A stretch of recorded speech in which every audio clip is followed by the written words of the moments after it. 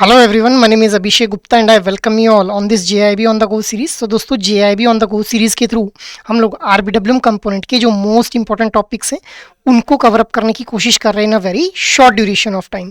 अब भाई short duration of time से मेरा मतलब क्या है कि लगभग 15 से 20 मिनट की ड्यूरेशन के अंदर इंपॉर्टेंट टॉपिक को भी डिस्कस कर लिया जाता है इस सीरीज़ के अंदर, और साथ ही साथ जो उस टॉपिक से रेलेवेंट MCQ एग्जाम में फ्रेम किए जाते हैं उनको भी हम लोग जो इसी 15 से 20 मिनट की ड्यूरेशन के अंदर डिस्कस कर लेते हैं। तो आप लोग इस पर्टिकुलर सीरीज़ का यूटिलाइजेशन कर सकते हैं अपने लंच ब्रेक के अंदर या फिर अपने कम्यूट टाइम के अंदर। अब आज हम लोग बात करने वाले हैं tie ups and co lending models के बारे में। But before moving ahead I just want to let you know guys कि भाई previous year questions, most important topics और मोस्ट इंपॉर्टेंट MCQs, ये तीनों ही फैक्टर्स बहुत ही प्रोमिनेंट रोल प्ले करते हैं किसी भी एग्जाम को क्वालिफाई करने में।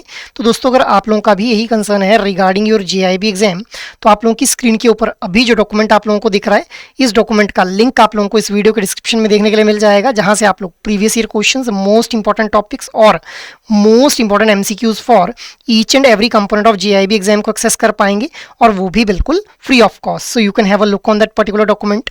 After that, अब हम लोग आते हैं आज की डिस्कशन के ऊपर। तो आज हम लोग बात करने वाले हैं को लेंडिंग मॉडल और टाई अप्स के बारे में। तो देखिए ये वो टॉपिक है जहां से हम लोगों को लास्ट सेशंस के अंदर, लास्ट साइकिल्स के अंदर भी एग्जाम के अंदर जो क्वेश्चन है वो देखने के लिए मिले हैं। जैसे मई 2024 के अंदर ही maximum limit of exposure for a bank in case of co lending को लेकर के क्वेश्चन फ्रेम किया गया था। तो भाई जो भी टॉपिक्स हम लोग यहाँ पे डिस्कस करते हैं उन टॉपिक से कहीं ना कहीं आप लोगों को लास्ट साइकिल के अंदर जो क्वेश्चन है वो एग्जाम में देखने के लिए ज़रूर मिल जाएंगे। ठीक है, तो अब आप लोगों ने इस पर्टिकुलर सीरीज़ के साथ जो ज़रूर जुड़े रहना है till the end of this particular series, so that आप लोग अपनी प्रिपरेशन को स्ट्रीमलाइन कर पाएँ। तो अब हम लोग आते हैं आज की डिस्कशन के ऊपर। आज हम लोग अपनी डिस्कशन को स्टार्ट करेंगे विद द टाई अप्स भी। अब देखिए टाई अप्स का मतलब क्या है कि जहाँ पे बैंक्स के द्वारा, पहले तो एक चीज़ समझिए कि बैंक्स के द्वारा अलग अलग तरह के लोन्स जो हैं डिस्ट्रीब्यूट किए जाते हैं। ठीक है, जैसे housing loan, vehicle loan, education loan. अब जब भी हम लोग हाउसिंग लोन की बात करेंगे तो हाउसिंग लोन के केस में जो बैंक है उसका हम लोगों को टाई अप देखने के लिए मिलेगा विद द बिल्डर्स भी। ठीक है, सो यहाँ पे बैंक्स के द्वारा जो टाई अप किया जाता है बिल्डर्स के साथ में as a preferred financier for the home loan, जो कि उस होम लोन को फाइनेंस करने का काम करेगा एक बैंक भी, उस पर्टिकुलर बैंक के द्वारा टाई अप किया जाएगा विद द बिल्डर। ठीक है, एज अ प्रेफर्ड फाइनेंशियर। अब जो भी ये बैंक्स रहते हैं इनके द्वारा जब भी ये टाई अप किया जाता है बिल्डर्स के साथ में, तो कुछ स्पेशल कंसेशंस जो दिए जाते हैं इन case of this particular loans, जो कि टाई अप के थ्रू जो है वो हम लोगों को डिस्ट्रीब्यूट होते हुए देखने के लिए मिलते हैं। जैसे waiver of the processing charges, जो लोन को प्रोसेस करने के जो चार्जेस हैं उनको वेव ऑफ कर दिया जाता है बैंक के द्वारा। ठीक है, इसके अलावा बैंक जो है वो अप्रूव करता है specific project of the builder, और बदले में जो बिल्डर है वो कस्टमर्स को रेफर करता है to the bank for the home loans भी। अब इसको एक एग्जांपल के थ्रू समझ लेते हैं। जैसे मान लो DLF के द्वारा जो है वो एक बिल्डिंग्स बनाई जा रही हैं, ठीक है, फ्लैट्स बनाए जा रहे हैं। अब वहाँ पे कस्टमर आते हैं जिनको 50 लाख रुपए का जो फ्लैट है वो पसंद आ जाता है। वो बोलते हैं मुझे ये 50 लाख का फ्लैट खरीदना है। अब 50 लाख का फ्लैट खरीदना है, इसके लिए उनको जो क्रेडिट की रिक्वायरमेंट है, उनको फंड्स की रिक्वायरमेंट है, तो फंड कैसे मिलेंगे? लोन की फॉर्म में। अब ये DLF वाला जो यहाँ पे बिल्डर है ये बोलता है कि भाई हमारा जो है वो टाई अप है with the state bank of India. तो अगर आप लोग स्टेट बैंक ऑफ इंडिया के थ्रू जो है वो लोन लेते हैं इस पर्टिकुलर फ्लैट को परचेज करने के लिए, तो आप लोगों को एक तो ईजी टर्म्स एंड कंडीशंस के ऊपर लोन मिल जाएगा। दूसरा, आप लोगों के जो चार्जेस हैं वो भी आप लोगों को जो है वो वेव ऑफ होते हुए देखने के लिए मिलेंगे, जैसे प्रोसेसिंग चार्जेस वगैरह हो गए। अब यहाँ पे हम लोग देख पा रहे हैं कि विन विन सिचुएशन जो क्रिएट हो रही है यहाँ पे किसके लिए? DLF जो कि यहाँ पे बिल्डर है, SBI दैट इज बैंक, और कस्टमर, तीनों के लिए ही विन विन सिचुएशन है। कैसे? कस्टमर को इजी टर्म्स के ऊपर लोन मिल गया, बैंक ने लोन डिस्ट्रीब्यूट किया, बैंक को उस लोन के थ्रू इनकम आना स्टार्ट हो जाएगी, DLF का यहाँ पे फ्लैट बिक गया, तो तीनों के लिए क्या हो गई? विन विन सिचुएशन यहाँ पे क्रिएट हो जा रही है अभी। इसी तरह से अगर हम लोग व्हीकल लोन्स की बात करें तो व्हीकल लोन्स के केस में बैंक के द्वारा जो टाई अप है वो किया जाता है विद द ऑटो डीलर्स भी।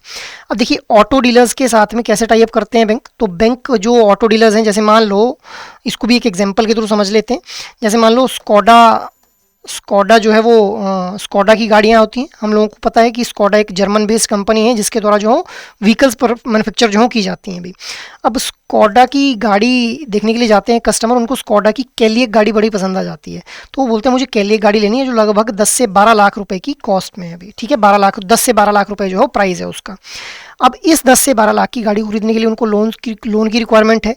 तो यहाँ पे ये जो स्कोडा गाड़ी के डीलर हैं, ठीक है, जिनको हम लोग एग्जांपल के तौर पे लेते हैं भगवती मोटर्स, मान लेते हैं भगवती मोटर्स नाम से जो है वो हम लोगों को एक ये ऑटो डीलर देखने के लिए मिल रहे हैं।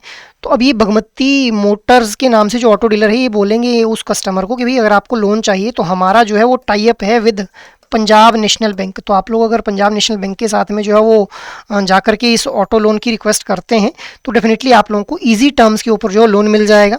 अब यहाँ पे जो बैंक है वो एक्सटेंड करते हैं लोन को directly to the car dealer, मतलब इस भगवती मोटर्स को जो लोन है वो दिया जाएगा directly against the loan against the receivables, ताकि बाद में जो लोन की रीपेमेंट है वो कस्टमर बैंक को करेगा, बट बैंक जो अमाउंट है लोन का वो किसको देगा, यहाँ पे इस भगवती मोटर्स को देगा भी। ठीक है, आफ्टर दैट हम लोग देख पाते हैं कि ऑटो डीलर्स के द्वारा इन व्हीकल लोन्स के केस में जब भी बैंक्स के द्वारा ऑटो डीलर्स के साथ में टाई अप किया जाता है तो कंसेशनल रेट ऑफ इंटरेस्ट के ऊपर जो लोन दे दिया जाता है और प्रोसेसिंग चार्जेस भी कई बार जो है वेव ऑफ कर दिए जाते हैं इन केस ऑफ सच लोन्स भी। आफ्टर दैट नेक्स्ट हम लोग यहाँ पे बात कर लेते हैं tie up with the educational institution. अब एजुकेशनल इंस्टीट्यूशन के केस में क्या है, जब भी एजुकेशन लोन प्रोवाइड किया जाएगा तो वहाँ पे बैंक्स के द्वारा जो काउंटर सेटअप किए जाते हैं इन द एजुकेशनल इंस्टीट्यूशन। जैसे मान लो एमिटी यूनिवर्सिटी है, एमिटी यूनिवर्सिटी में किसी ने एमबीए करनी है, ठीक है, अब वहाँ पे वो एमबीए करने के लिए आते हैं, वहाँ पे 20 लाख रुपए जो है एमबीए की फ़ीस है। तो बोलते हैं 20 लाख रुपए मुझे मतलब ज़रूरत है, तो इसके लिए उनको लोन की रिक्वायरमेंट है। तो एमिटी यूनिवर्सिटी में जो एडमिशन काउंसलर हैं वो ही बता देते हैं उनको कि भाई हमारा जो है वो एक्सिस बैंक के साथ में टाई अप है। ठीक है, आप एक्सिस बैंक का काउंटर आप लोगों को यहीं पे देखने के लिए मिल जाएगा इसी प्रीमाइसिस के अंदर, वहाँ पे जाइए, उनको बोलिए कि हमें जो है एमबीए में एडमिशन लेनी है, 20 लाख रुपए का लोन चाहिए, आप लोगों को इजीली जो है लोन मिल जाएगा भी। So the counter is being set up by the bank during the admission season in the educational institution. और अब यहाँ पे जो बैंक एजुकेशन लोन ऑफर करेगा that will be on the based of the merit of the individual भी, कि एक individual जिसने एमबीए करने के लिए 20 लाख रुपए का लोन लेना है, ठीक है, उसकी पास्ट हिस्ट्री क्या है, उसने 10th में उसका स्कोर कैसा रहा है, +2 में कैसा रहा है, ग्रेजुएशन में कैसा रहा है, एमबीए करने के बाद what is expected amount of income that is he is going to earn. So in particular merits के बेसिस के ऊपर जो है लोन सेंक्शन किया जाता है, लोन प्रोवाइड किया जाता है by the bank to the customer, rather than कि भाई उस इंडिविजुअल की फैमिली इनकम कितनी है, पेरेंटल वेल्थ कितनी है, ये मैटर नहीं करेगा। यहाँ पे इंडिविजुअल की मेरिट के ऊपर जो है उसको यहाँ पे एजुकेशन लोन दिया जाएगा। अब यहाँ पे भी तीनों के लिए विन विन सिचुएशन हो गई। एक्सिस बैंक का लोन डिसबर्स हो गया जिसके थ्रू उसको जो है वो इंटरेस्ट की फॉर्म में इनकम आ जाएगी, एमिटी यूनिवर्सिटी में एडमिशन हो गई, ठीक है, इंडिविजुअल को इजी टर्म के ऊपर लोन मिल गया। तो तीनों के लिए विन विन सिचुएशन हो जाती है with the help of tie up के थ्रू जब भी लोन्स जो है वो दिए जाते हैं इन case of vehicle loan, education loan या फिर home loan. Guys I hope this thing is clear. After that next हम लोग बात कर लेते हैं को लेंडिंग मॉडल के बारे में। अब देखिए रिजर्व बैंक ऑफ इंडिया के द्वारा गाइडलाइंस इशू की जाती हैं को लेंडिंग को लेकर के बाय बैंक एंड एनबीएफसी इन 2020। तो 2020 के अंदर आरबीआई के द्वारा गाइडलाइंस इशू की जाती हैं रिगार्डिंग को लेंडिंग। को लेंडिंग मतलब मिल के आप लोगों ने जो फंड है वो लेंड करना है, किस किस ने मिल के लेंड करना है, कौन कौन सी एंटिटीज इन्वॉल्व होंगी यहाँ पे, बैंक्स और NBFC. NBFC means non banking financial company. अब ये जो को लेंडिंग थी इसका मेन पर्पज क्या था कि भाई किस तरह से हम लोगों को क्रेडिट का जो फ्लो है वो इंक्रीज करना है, इंप्रूव करना है टू द अंडर सर्व्ड या फिर unserved section of the economy. अब हम लोग जानते हैं कि हमारी समाज के अंदर इक्वलिटी तो नहीं है, कुछ ऐसे सेक्शंस हैं, कुछ ऐसे सेक्टर्स हैं विच आर अंडर डिप्राइव्ड, ठीक है, अनसर्व्ड सेक्शंस हैं। तो उनको प्रमोट करने के लिए इस पर्टिकुलर को लेंडिंग मॉडल को जो था वो लाया गया कि भाई उस particular under deprived section of society तक जो क्रेडिट है वो पहुंचाया जा सके। अगर जो मतलब कोई ऐसा वल्नरेबल सेक्शन है जिसको क्रेडिट की रिक्वायरमेंट है तो उस तक वो क्रेडिट पहुंचाना है को लेंडिंग मॉडल के through at an to the ultimate beneficiary at an affordable cost considering the lower cost of fund from bank, कि भाई बैंक्स के थ्रू लोअर कॉस्ट के ऊपर जो फंड है वो प्रोवाइड किए जा सकें। और एनबीएफसीज का एक बढ़िया हम लोगों को कस्टमर बेस देखने के लिए मिलता है तो उनकी ग्रेटर रीच का हम लोग जो है फायदा उठा लेंगे। सो दिस वाज को lending model which was announced by RBI in its 2020 guidelines, कि भाई जहाँ पे बैंक और एनबीएफसी मिल करके जो है क्रेडिट प्रोवाइड करने का काम करेंगे to the vulnerable section of the society guys, ठीक है। आफ्टर दैट अब कुछ फीचर्स को समझ लेते हैं को लेंडिंग मॉडल के। तो देखिए कौन कौन सी एलिजिबल काउंटर पार्टीज हैं इस को लेंडिंग मॉडल के अंदर फंड्स को डिस्ट्रीब्यूट करने के लिए, लेंड करने के लिए आगे। So all the registered non banking financial companies सभी रजिस्टर्ड होनी चाहिए, ठीक है, वो सभी एलिजिबल हैं इस को लेंडिंग मॉडल के अंदर लेंडिंग करने के लिए। एलिजिबल एसेट क्लास, सो किस तरह के लोन दिए जा सकें, तो देखिए सभी लोन्स जो क्वालिफाई करते हैं प्रायोरिटी सेक्टर एडवांसेस के लिए as per the extent master circular और direction on the priority sector issued by the RBI. अब रिजर्व बैंक ऑफ इंडिया के द्वारा कुछ सेक्टर्स को प्रायोरिटाइज करने के लिए उनको प्रायोरिटी सेक्टर का पार्ट माना गया है। सो प्रायोरिटी सेक्टर एडवांसेस के अंदर जो भी लोन आएंगे, प्रायोरिटी सेक्टर के अंदर जो भी प्रायोरिटी सेक्टर को जो है वो अपहेवल करने के लिए जिस भी तरह के लोन डिस्ट्रीब्यूट किए जाएंगे वो सभी लोन एलिजिबल हो जाएंगे under this co lending model. After that bank की कंट्रीब्यूशन कितनी रहने वाली है, तो देखिए भाई minimum 20% by the way of direct exposure to be retained by the NBFC, that is the bank can have a direct exposure of maximum 80%। मतलब अगर मान लो यहाँ पे जो है वो 100 रुपीज़ का जो है वो लोन दिया जा रहा है, it is an hypothetical example, तो मिनिमम 20 रुपीज़ जो एनबीएफसी को देने पड़ेंगे और बैंक मैक्सिमम कितने दे सकता है, 80 रुपये जो है वो यहाँ पे दे सकता है अभी। ठीक है, so this is the contribution by the bank as well as NBFC. ध्यान रखना है आप लोगों ने कि बैंक के द्वारा maximum 80% of the direct exposure can be given और जो एनबीएफसी है उसको मिनिमम 20% जो देना पड़ेगा। आफ्टर दैट नेक्स्ट जो फीचर है दैट इज ओरिजिनेटर कैप या फिर सिलेक्शन क्राइटेरिया क्या है, तो देखिए नॉन बैंकिंग फाइनेंशियल कंपनी जिसका एक प्रूवन ट्रैक रिकॉर्ड है कि भाई उसने प्रीवियसली जो है उसका जो ट्रैक रिकॉर्ड है वो काफ़ी अच्छा हम लोगों को देखने के लिए मिल रहा है, उसकी एक अच्छी खासी ज्योग्राफिकल रीच है, क्योंकि ज्योग्राफिकल रीच की वजह से ही एनबीएफसीज को इस को-लेंडिंग मॉडल का पार्ट बनाया गया। और robust credit and collection processes है, वहाँ पे एक स्टैंडर्डाइज प्रोसीजर है, कॉम्पेटिबल सिस्टम कैपेबिलिटीज है, मतलब बैंक और जो एनबीएफसीज हैं उनके बीच में कॉम्पेटिबिलिटी हम लोगों को देखने के लिए मिल रही है। Along with this competent man power हम लोगों को एनबीएफसी के पास देखने के लिए मिल रही है। So these are the selection criteria for the NBFC under the co lending model भी। और हाँ, रजिस्टर्ड तो वो होनी ही चाहिए, that was the prime criteria. After that next is the yield. अब देखिए जो प्राइस रहेगा अंडरलाइंग लोन का, प्राइस क्या हो जाता है लोन के केस में, जो भी रेट ऑफ इंटरेस्ट जो हो चार्ज किया जाता है कस्टमर से इन केस ऑफ लोन, वही रेट ऑफ इंटरेस्ट क्या बन जाता है, प्राइस बन जाता है उस लोन का। तो pricing of the underlying loan for the portion on the banks contribution to be in line with the applicable regulatory direction on the interest on advances. तो जो भी हम लोगों को जनरल जो इंस्ट्रक्शंस देखने के लिए मिलती हैं, जैसे मान लो कि भाई होम लोन के ऊपर 10% जो है वो रेट ऑफ इंटरेस्ट चार्ज किया जाता है, तो वही 10% रेट ऑफ इंटरेस्ट चार्ज किया जाएगा होम लोन के ऊपर अगर वो होम लोन डिस्ट्रीब्यूट किया जा रहा है बाय द म्यूचुअल कंट्रीब्यूशन या फिर को lending model by the bank and NBFC भी। तो वही सेम गाइडलाइंस यहाँ पे भी एप्लीकेबल रहेंगी गाइस। आई होप ये फीचर्स आप लोगों को क्लियर हैं को लेंडिंग मॉडल के। After that, now there is a question in front of you with reference to the bank tie-ups with builders for home loans. Consider the following statements. Your statements are: bank enters into a tie-up with a builder as a preferred financier for the home loans. Bank may offer special concessions like waiver of processing charges under such arrangements. Builder approve bank project and refer bank to consumer for the home loan. Statement 4 क्या बोल रहा है, under such tie ups bank approve specific builder project and builder refer their customer to the bank. So which of the above statements are correct here? Your statements options are 1 and 2 only, 1, 2 and 4 only, 2 and 3 only, 1, 3 and 4 only. तो भी tie up with builders के regarding यहाँ पे question frame किया गया है। What should be the right answer?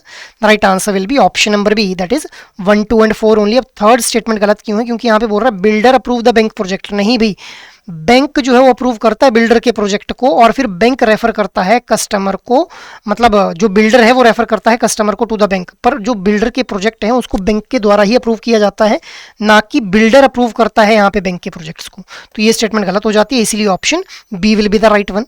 Next is with reference to the co lending model between banks and NBFC, consider the following statements. All registered NBFCs are eligible counterparties under the co-lending framework. Only corporate loans are eligible under the co-lending arrangement. Eligible asset classes includes all loan qualifying as priority sector advances as per RBI's extant master directions. The bank must retain a minimum of 20% by the way of direct exposure under the arrangement B.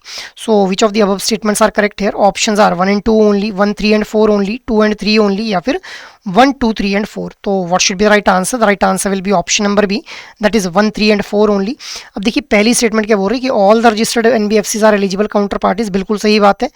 Second statement क्या बोल रही है? Only corporate loan, नहीं भी वो सभी loan जो कि प्रायोरिटी सेक्टर एडवांसेस का पार्ट बनते हैं, those are eligible under the co lending model. तो सेकंड स्टेटमेंट गलत हो जाती है। थर्ड क्या बोल रही है?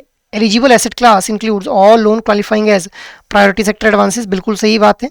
फोर्थ स्टेटमेंट क्या बोल रही है? The bank must retain a minimum of 20% by the way of direct exposure under the arrangement भी। तो बैंक्स को जो है मिनिमम 20% रिटेन करना है, मतलब मैक्सिमम जो बैंक्स हैं उनके द्वारा 80% जो दिया जा सकता है को लेंडिंग मॉडल के अंदर, और जो एनबीएफसीज हैं उनके द्वारा मिनिमम जो है वो कितना दिया जा सकता है, मतलब मिनिमम कितना दिया जाना चाहिए, 20% उनको देना ही पड़ेगा भी। तो इसीलिए option B will be the right one है। सो गाइज ये हम लोगों ने बात कर ली को लेंडिंग मॉडल और टाई अप्स के बारे में। अपार्ट फ्रॉम दिस, अगर आप लोग किसी भी तरह की गाइडेंस चाहते हैं रिगार्डिंग योर जेआईबी एग्जाम, तो आप लोग एडुटैप की वेबसाइट के ऊपर विजिट कर सकते हैं, जहाँ पे कोर्सेज नाम का ये टैब देखने के लिए मिलेगा, जहाँ जाते ही जेआईबी कोर्सेज के ऊपर आप लोग क्लिक कर लेंगे।